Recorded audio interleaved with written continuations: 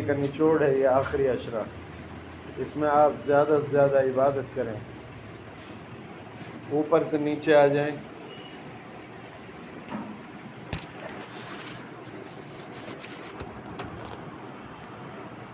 درود شریف پڑھیں ایک مرتبہ۔ سورہ جن پڑھی گئی۔ سورہ جن میں اللہ تبارک و تعالی جو ہے قریش مکہ کو غیرت دلا رہا ہے کہ جنات جو قرآن کے براہ راست مخاطب ہیں، وہ جب راستہ چلتے ان کو سن لیتے ہیں تو تڑپ اٹھتے ہیں۔ رسول اللہ صلی اللہ علیہ وسلم طائف سے دعوت دینے کے بعد واپس آ رہے تھے، تو وادی نخلا میں آپ صلی اللہ علیہ وسلم نے تہجد کی نماز پڑھی، تو وہاں آپ نے بلند آواز سے قرآن پڑھا، تو جنات جو ہے ان کا وفد جو نکل رہا تھا وادی نخلا کے قریب سے، جنات کا وفد، تو رسول اللہ صلی اللہ علیہ وسلم کا قرآن سن کر جنات بولے کہ یہاں عجیب کلام پڑھا جا رہا ہے، عجیب کلام ہے یہ، آ جاؤ۔ اور سب جمع ہو گئے، ایک دوسرے کو بلا لیا ان لوگوں نے۔ وہ تلاش میں تھے کہ کیا ماجرا پیش آیا۔ پہلے ہم آسمانی خبریں سن لیتے تھے، چپکے چھوری کچھ نہ کچھ جو ہے مل جاتی تھی آسمان کی خبریں، اب جو ہے آسمانی خبروں پر بھی ہمیں پتہ نہیں چل رہا ہے۔ تو یہ جنات جو ہے چاروں طرف گھوم رہے تھے کہ کیا ماجرا پیش آیا ہے، کہیں آخری پیغمبر تو نہیں تشریف لے آئے ہیں۔ تو آپ صلی اللہ علیہ وسلم بھی اسی دوران طائف کے سفر سے واپس آ رہے تھے۔ طائف میں آپ نے دعوت دی تین سرداروں کو، وہاں کے لوگوں کو۔ ایک نے کہا کہ ہماری بستی سے نکل جاؤ، دوسرے نے کہا تھوڑی مدد کرانا ان کی، ایک بچہ جاؤ، اللہ آپ کو جزائے خیر عطا فرمائے، باقی بیٹھ جاؤ۔ تو طائف سے آپ صلی اللہ علیہ وسلم واپس آ رہے تھے، ان لوگوں نے آپ سے، ایک نے کہا کہ ہمارے شہر سے نکل جاؤ، دوسرے نے کہا کہ نہیں، آپ جو ہے آپ کی بات ہم سننا نہیں چاہتے، تیسرے نے کہا کہ اوہ آپ ہی کو اللہ نے نبی بنا کر بھیجا ہے، اس کے علاوہ کوئی اور نہیں ملا تھا۔ نبی صلی اللہ علیہ وسلم کو اس طرح سے واقعات پیش آئے، کسی نے آپ کو ساحر کہا، کسی نے کہا کہ ہمارے شہر سے نکل جاؤ، کسی نے کہا آپ ہی کو اللہ نے نبی بنایا تھا اور کوئی ملا ہی نہیں، کسی نے کہا کہ ہم آپ سے بات نہیں کرنا چاہتے۔ آپ صلی اللہ علیہ وسلم جو دونوں جہاں کے سردار ہیں، ان کے سامنے یہ واقعہ پیش آ رہا ہے۔ آپ وہاں سے آ رہے تھے تو راستے میں انہوں نے جو آپ کے اوپر پتھریں پھینکے، آپ بالکل زخموں سے چور تھے، تو رات کے وقت میں وادی نخلا میں آپ نے قرآن پڑھا تہجد میں، تو جنات نے کہا کہ عجیب کلام پڑھا جا رہا ہے، یہاں جمع ہو جاؤ۔ سب لوگ جمع ہو گئے، اور پھر جو ہے آپ صلی اللہ علیہ وسلم پر وہ ایمان لیا ہے، اللہ پر ایمان لیا ہے۔ تو سورہ جن میں اللہ تبارک و تعالیٰ فرما رہا ہے کہ یہ تمہاری قوم کے، قریش کے خاندان کے، اور تمہارے اندر سے ہی، تمہاری جنس سے انسانوں، میں نے تمہارے لیے پیغمبر کا انتخاب کیا، اور تم اس کی دعوت کو ٹھکرا رہے ہو۔ اور ایک دوسری قوم ہے جنات کی، انہوں نے ان کی بات، ان کی آواز سنی، میرا کلام سنا ان کی زبان سے، تو وہ سارے مسلمان ہو گئے۔ وہ تمہیں شرم آنی چاہیے اے مکہ کے لوگوں۔ اس طرح سے اللہ تبارک و تعالیٰ سورہ جن میں ان کو جو ہے فرما رہا ہے کہ تمہیں تو ان سے پہلے لبیک کہنا چاہیے، ان کی بات ماننی چاہیے، اور میرے حکموں پر چلنا چاہیے، تمہیں مسلمان ہونا چاہیے، اور تم نے جو ہے ان کو اور ستایا، مارا پیٹا، اور بات بھی نہیں مانی، اور پھر جو ہے شہر سے نکالنے کی دھمکی بھی دے رہے ہو۔ اور پھر ایک دوسری قوم کے لوگ جو ہے، جنات کی قوم جو ہے، وہ ان پر ایمان لے آتی ہے جب میرا کلام سنتی ہے، تو تمہیں غیرت آنی چاہیے۔ وہ پہلے تم سے سبقت لے گئی، تم پیچھے رہ گئے۔ اس طرح اللہ تبارک و تعالیٰ ان سے حکم دے رہا ہے۔ اس کے بعد سورہ مزمل اور المدثر دونوں صورتوں کی ابتدا چادر میں لپیٹنے والے اور چادر میں لپٹنے والے، یا چادر لپیٹ کر رکھنے والے سے کی گئی۔ اس سے ظاہر کرنا مقصود ہے کہ انبیاء علیہم السلام مخلوق خدا کے لیے بے انتہا رحیم و شفیق، اور اپنے رب کی ڈالی ہوئی ذمہ داریوں کے معاملے میں بہت حساس واقع ہوتے ہیں۔ وہ اپنی جان توڑ کوششوں کے باوجود جب دیکھتے ہیں کہ لوگوں کی دشمنی ان سے بڑھتی جا رہی ہے، تو انہیں یہ خیال ہوتا ہے کہ کہیں انہیں انہی کے کام میں تو کوئی کوتاہی نہیں ہے۔ یہ فکر ان کو بہت غم زدہ کرتی ہے، اور وہ چادر میں سمٹ کر اپنے ماحول سے کنارہ کشی اختیار کرتے ہوئے اندر ہی اندر کوتاہیوں کی تلاش شروع کر دیتے ہیں۔ پھر بھی دعوت دینے کے باوجود انبیاء علیہ السلام بیچارے، پھر لوگ مانتے نہیں بات کو، تو پھر بھی اپنے ہی اندر جھانکتے ہیں کہ کہیں میری دعوت کے اندر، میرے ذات کے اندر تو کوئی کمی نہیں ہے، اور بیچارے چادروں میں لپٹ کر سمٹ کر اپنی کوتاہیوں پر نظر لگاتے ہیں۔ یہ انبیاء علیہ السلام کا طریقہ رہا ہے، اور ہمیں بھی چاہیے کہ ہم بھی اگر کوئی کام کر رہے ہیں تو اپنی خامی اور کوتاہیوں کو دیکھتے رہا کریں، اپنے گریبان میں جھانکتے رہا کریں۔ رسول اللہ صلی اللہ علیہ وسلم اولو العزم کام کو لے کر چل رہے ہیں، پھر بھی آپ صلی اللہ علیہ وسلم چادر میں لپٹ کر کے کہیں میں جو دعوت دے رہا ہوں، میری جو بات مانی نہیں جا رہی، اللہ کے حکموں کو نہیں مان رہے لوگ، کہیں میرے اندر تو کوئی کمی نہیں ہے، اپنی ذات کے اندر کہہ رہے ہیں، محسوس کر رہے ہیں۔ اس طرح سے پیارے الفاظ سے نبی صلی اللہ علیہ وسلم کو خطاب کرتے ہوئے اس حالات سے نکلنے کا راستہ بتایا گیا ہے کہ رات کے وقت اس کے حضور قیام کا اہتمام کرو، اس میں ٹھہر ٹھہر کر قرآن پڑھو، اس سے دل کو ٹھہراؤ ملے گا اور دماغ کو بصیرت حاصل ہوگی، اور آگے کی ذمہ داریوں کا بوجھ اٹھانے کی اہلیت پیدا ہوگی۔ اس طرح سے اللہ تبارک و تعالیٰ آپ کو مسائل کا حل بتا رہا ہے۔ آپ صلی اللہ علیہ وسلم کے ساتھ اگر اللہ کی مدد نہ ہوتی تو آپ کام نہیں کر سکتے تھے، اتنا اولو العزم یہ کام نہیں ہو سکتا تھا بغیر آپ کی مدد کے، اللہ کی مدد کے۔ آپ صلی اللہ علیہ وسلم کو اللہ تبارک و تعالیٰ فرما رہا تمام مسائل کا حل میرے دین میں ہے، آپ جو محنت کر رہے ہیں آپ اس کے لیے راتوں میں کھڑے ہو، اگر کوئی ہمارے مسائل ہیں تو ہم بھی راتوں میں کھڑے ہوں، رات دن آپ سے کہا جا رہا، رات دن۔ میں روزانہ کہہ رہا ہوں کہ آپ تہجد میں 4، 6، 8، 10 رکعتیں پڑھ کر کے نہیں، اللہ سے مانگو دعائیں، اپنے مسائل اللہ کے سامنے رکھو۔ ہمارے یہاں تو میں دیکھ رہا ہوں اگر کوئی پولیس والے کا معاملہ آ گیا تو پولیس والوں سے رونے لگے آدمی، پیسہ ان کو دینے لگے، کوئی ڈاکٹر کا معاملہ آ گیا تو ڈاکٹر کے سامنے رونے لگے کہ ڈاکٹر صاحب بچا لو، وکیل کا کوئی عدالت کا معاملہ ہے تو عدالتوں میں رجوع کرتے ہیں، وکیل سے کہتے ہیں ہمیں جتا دو۔ ارے یہ سب کچھ بھی نہیں ہے، کون جتائے گا، کون عزت دے گا، کون شفا دے گا، یہ اللہ کے ہاتھ میں ہے۔ تمام مسائل کا حل اللہ تبارک و تعالیٰ اپنے نبی سے فرما رہا ہے کہ رات کے وقت میں قیام اللیل کیجئے اور بڑے بلند آواز سے قرآن پڑھ کر کے نہیں مجھ سے مدد طلب کیجئے، اپنے گھروں میں بیٹھ کر کے نہیں، آپ لوگ روزانہ 4، 6 رکعت پڑھ کر اللہ سے مدد مانگیں۔ اب شب قدر کی رات ہے، کل بہت اہم رات ہے، 21ویں شب ہے اور 20واں روزہ آج شروع ہو گیا، عشرہ شروع ہو گیا ہے، تو آپ اللہ سے دعاؤں کا اہتمام کریں۔ المدثر میں بھی اسی لقب سے پکار کر ہدایت کی کہ بس چادر اتار پھینکو اور لوگوں کو ڈرانے اور خبردار کرنے کے لیے کمر بستہ ہو جاؤ اور کھڑے ہو اپنے رب کی بڑائی بیان کرو، اپنے دامن کو ہر قسم کے غبار سے پاک رکھو اور اپنی جد و جہد جاری رکھو، مخالفتوں کے باوجود حق پر ڈٹے رہو، اللہ تعالیٰ آپ کی کوششوں کا نتیجہ ضرور ظاہر فرمائے گا۔ سورہ دہر میں قیامت کی یہ دلیل دی گئی ہے کہ اللہ تعالیٰ نے انسان کے اندر سننے اور دیکھنے اور ان کے ذریعے نیک و بد میں تمیز کرنے کی جو صلاحیت رکھی ہے، اس کا تقاضا ہے کہ انسان دن آئے جس میں ایسا دن آئے جس میں لوگوں کو ان کے کیے کا بدلہ مل سکے، ورنہ پھر نیکی اور بدی کا کھوٹا کرنے کا کیا ضرورت ہے۔ فرمایا قسم ہے قیامت کی، قسم ہے ملامت کرنے والے ضمیر کی، کیا انسان سمجھتا ہے کہ ہم اس کی ہڈیوں کو جمع نہ کر سکیں گے؟ کیوں نہیں، ہم تو اس کی انگلیوں کے پور تک کو ٹھیک بنانے پر قادر ہیں۔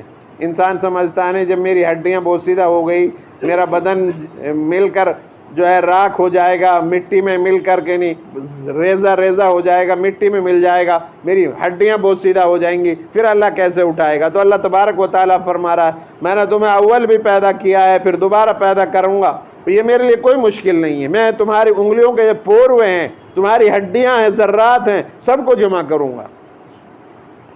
جو لوگ آگ میں جلا دیے جاتے ہیں اور ان کی راکھ پیس کر ہواؤں میں، سمندروں میں بہا دی جاتی ہے، وہ یہ نہ کہیں کہ یہ نہ سوچیں کہ ہم جمع نہیں کیے جائیں گے، اللہ ان کو ضرور جمع کرے گا۔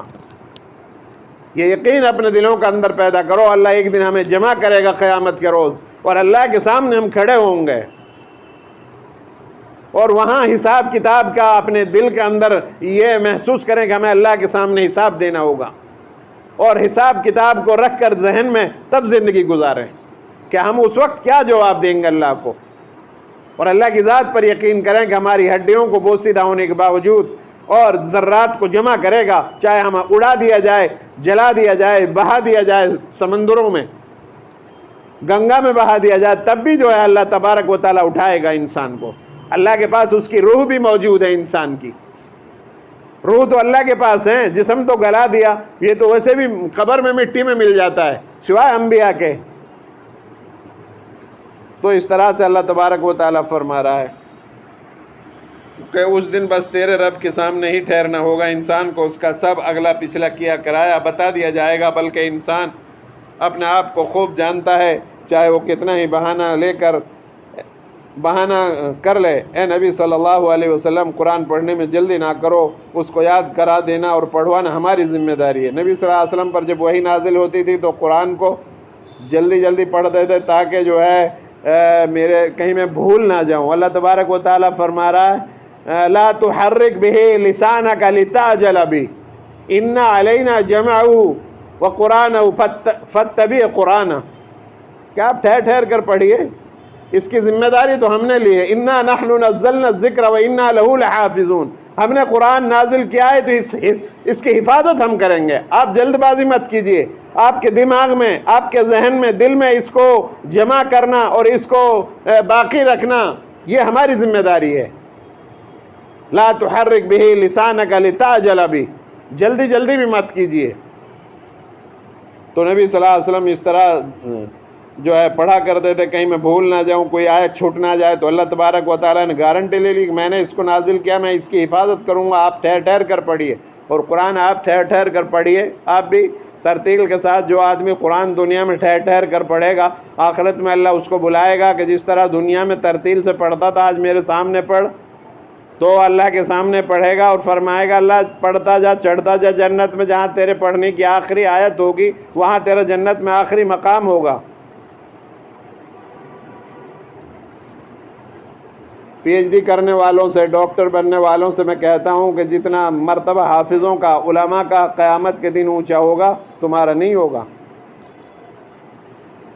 بہرحال یہ علم بھی اچھا ہے، آپ جو علم بھی حاصل کریں وہ بہتر ہے، لیکن بہت بڑا اونچا مرتبہ ہے آپ اپنے بچوں کو حافظ بنائیں۔ اس میں اللہ تبارک و تعالیٰ فرما رہے ہیں ہمارے فرشتے جب پڑھیں تب پیچھے آپ پڑھیں، پھر اسے سمجھا دینا بھی ہماری ذمہ داری ہے۔ تم لوگ دنیا کو پسند کرتے ہو، آخرت کو بھولے بیٹھے ہو۔ اس روز کچھ چہرے تر و تازہ ہوں گے، اپنے رب کو دیکھ رہے ہوں گے، کچھ چہرے اداس ہوں گے، سمجھ رہے ہوں گے کہ ان کے ساتھ ان کے ساتھ برتاؤ کیا کیا جائے گا۔ ہرگز نہیں، جب جان حلق میں اٹک جائے اور کہا جائے کوئی ہے علاج کرنے والا، اور سمجھ میں آ جائے کہ اب دنیا سے رخصت ہونا ہے، پنڈلی کھنچ جائیں اور وہ دن ہوگا تیرے رب کی طرف روانگی کا۔ اوہو، پنڈلیوں میں سے جان نکل جائے گی، حلق میں سانس اٹک جائے گا۔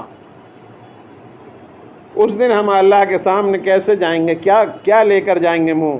ہم نے جب نیکیاں نہیں کی اللہ کے یہاں جانے کے لیے، پنڈلیوں سے کھینچی جاتی ہے پہلے جان، پھر اللہ کے یہاں روانگی کا وقت ہوگا۔ مگر اس نے ان باتوں کو نہ سمجھا، نہ سچ مانا، نہ نماز پڑھی، بلکہ جھٹلایا اور چلا گیا، پھر اکڑتا ہوا گھر والوں کی طرف چل دیا۔ یہی رویہ تیرے لائق ہے یہاں، یہی روش تجھے زیب دیتی ہے۔ کیا انسان سمجھتا ہے کہ وہ یوں ہی چھوڑ دیا جائے گا؟ کیا وہ منی کا نطفہ نہ تھا؟ پھر لوتھڑا بنایا اللہ نے اس کا جسم، اس کا لوتھڑا بنایا اللہ نے، اس کا جسم بنایا، آزاد درست کیے، پھر اسے نر و مادہ دو قسمیں بنائیں۔ کیا وہ ذات اس بات پر قادر نہیں ہے کہ مرنے والوں کو پھر سے زندہ کر دے؟ اللہ تبارک و تعالیٰ اس طرح قرآن مجید میں ہمیں فرما رہا ہے۔ سورہ مرسلات میں تیز و تند ہوا چلنے والی ہواؤں کی گواہی پیش کی ہے کہ ہر وقت قیامت کے آنے کی یاد دہانی کرتی رہتی ہیں۔ یہ تیز ہوائیں جو چلتی ہیں یہ قیامت کے آنے کی یاد دہانی کرتی ہیں۔ جب اللہ ان کو لگام چھوڑ دیتا ہے تو یہ اندھا अंधाधुंध गुबार उड़ाती बादलों को फैला देती हैं, कहीं पानी बरसा कर तबाही बर्पा कर देती हैं और कहीं उन्हें उड़ा कर ले जाकर लोगों को तबाही से बचा लेती हैं। इस तरह कहीं नाफरमानी के अज़ाब में मुब्तला किए जाने की याद दहानी कराता है और कहीं अल्लाह की शुक्रगुजारी, उसकी रबूबियत और आदमी की जवाबदारी की ज़िम्मेदारी को याद दिलाती है। बस इसी तरह एक दिन आसमान फट पड़ेगा, पहाड़ रेज़ा रेज़ा हो जाएंगे। वही दिन फैसले का दिन होगा। झुटलाने वालों से कहा जाएगा, चलो इस धुएं की तरफ जो 3 तरफों में छुपा हुआ है। बस वही तरफ बची हुई होगी जिस तरफ से मुजरिमों को हाँका जाएगा। ये है फैसले का दिन। हम तुमको भी और तुमसे पहलों को भी आज जमा कर लिया है। तो क्या आज तुम्हारे पास बचाव के लिए है कोई दाव? यहाँ जब उनसे कहा जाता है कि अपने रब के आगे झुको, तो नहीं झुकते। अब उसके बाद ये किस चीज़ पर ईमान लाएंगे? अब तो मामला ख़त्म हो गया। तुमसे दुनिया में कहा जाता था अपने रब पर ईमान लाओ, नमाज पढ़ो। अब जो है यहाँ मामला ख़त्म होगा। अब यहाँ ना नमाज है, ना रोज़ा है, ना हज है, ना ज़कात है। अब यहाँ कोई मामला नहीं होगा। अब तुम क्या करोगे सिवाय अज़ाब के? और क्या होगा? इसलिए इस तरह अल्लाह तबारक व तआला इंसान को जो है फरमा रहा है। तो हमें इन बातों से इबरत हासिल करनी चाहिए। अल्लाह तबारक व तआला हम सब को अमल की तौफीक अता फरमाए। ये 2 वाक़या और थे इसमें बहुत अहम। रसूलुल्लाह सूरह अबस अम्मा यतसाअलून में अल्लाह तबारक व तआला अल्लाह के रसूल सल्लल्लाहु अलैहि वसल्लम ने फरमाया कि मुझे इस सूरत ने बूढ़ा कर दिया। इसमें क़यामत का मंज़र और आखिरत की याद दहानी कराई गई है। आप सल्लल्लाहु अलैहि वसल्लम ने फरमाया मुझे इस सूरत ने तो बूढ़ा कर दिया। कितनी ख़तरनाक और खौफनाक अल्लाह ने अज़ाब की शक्लें इसमें बयान की हैं। उसके बाद जो है अल्लाह के रसूल सल्लल्लाहु अलैहि वसल्लम सूरह अबस का वाक़या आ रहा है। सूरह अबस व तवल्ला अन जाअहुल आमा। एक आदमी हज़रत उम्मे मक्तूम रज़ियल्लाहु ताला अन्हु नाबीना आदमी थे। वो दूर से आया करते थे आप सल्लल्लाहु अलैहि वसल्लम की खिदमत में, आपकी मजलिस में बैठने के लिए। मक्का के मुशरिकीन ने कहा कि गरीब आदमी है और ये गरीबों को हमारे साथ बिठाओगे आप? ऐसा करो, आप इनको हटा दो, जब हम लोग आएँ तो हमारी मजलिस अलग से लगाओ। तो अल्लाह के रसूल सल्लल्लाहु अलैहि वसल्लम के दिल में ये बात आई कि अगर ये ईमान ले आएँ बड़े बड़े सरदार, तो इनको गरीबों को अलग कर लिया करूँगा, इनकी मजलिस इनके अलहदा कर लिया करूँगा। तो अल्लाह तबारक व तआला ने फ़ौरन वही भेजकर आपको मना फरमा दिया कि ये जो दूर से आंधा नाबीना आदमी आपके पास आ रहा है, ये जो है पक्के सच्चे मुसलमान हैं। और जो ये जो है नए जो कह रहे हैं कि हम आप पर ईमान ले आएंगे, हमारी मजलिस अलग लगाओ, हम रवासा हैं, हम अमीर हैं, मालदार हैं, तो ये आप पर ईमान नहीं लाएंगे। फिर आप सल्लल्लाहु अलैहि वसल्लम को इत्तला दी अल्लाह ने, तो आप फ़ौरन कि नहीं ऐसा नहीं हो सकता। वरना आप सल्लल्लाहु अलैहि वसल्लम तैयार हो गए थे कि नहीं तुम्हारी मजलिस पे मैं ले लिया करूँगा अलहदा और इनके अलहदा ले लिया करूँगा। तो अल्लाह तबारक व तआला ने उस अंधे का जिक्र किया है। वो बेचारे बड़ा तहज्जुद की अजान के लिए तो बिलाल रज़ियल्लाहु ताला अन्हु जगाते थे, और ये नाबिना आदमी फजर की अजान सुबह सादिक होने की पता ही नहीं चलता था, ये सुबह सादिक की अजान देते थे। आज भी हरमैन शरीफैन में 2 अजान होती हैं। एक तहज्जुद के इत्तिला देने के लिए एक वक्त शुरू हो गया, अब नमाज़ पढ़ो। जैसे ही तहज्जुद की अजान लगती है हरमैन शरीफैन में लाइन लग जाती है लोगों की, चारों तरफ से भर जाता है, और फिर लोग तहज्जुद दुआ आजिज़ी इनकिसारी से मांगते हैं। बड़ा मंजर वहाँ का पुर रौनक होता है। आजकल जो है वहाँ पर इतना 1,27,00,000 लोग पहुँचे हुए हैं, उनका सबका इंतज़ाम करना, खाने का पीने का, और सारे लोग जो है कोई एतकाफ़ में हैं। कल से एतकाफ़ का अमल शुरू होगा, शब कदर की रातें तलाश शुरू हो जाएंगी। तो बहरहाल इस तरह से अल्लाह तबारक व तआला हमें नसीहत फरमा रहा कि अमीर गरीब इंसान के कपड़ों से, पैसों से, मकान से, दुकान से नहीं, बल्कि इंसान का अमल और किरदार से अमीर गरीब होता है। इंसान एक फटा टूटा पहनना, लेकिन अल्लाह उससे राज़ी है। तो एक गाड़ी वाला, घोड़े वाला, जिसके पास बेशुमार दौलत है, वो अल्लाह और उसको रसूल को नहीं पहचानता, तो अल्लाह के यहाँ उसकी कोई कदर नहीं। और एक जो है फटा टूटा पहनने वाला, रूखी सूखी खाने वाला, अल्लाह और उसके रसूल के हुक्मों के मुताबिक ज़िंदगी गुजारता है, तो अल्लाह के यहाँ इसकी ज़्यादा कीमत है। इस तरह से अल्लाह तबारक व तआला हमें बयान फरमा रहा है। दुआ करें अल्लाह तबारक व तआला हम सब को अमल की तौफीक अता फरमाए।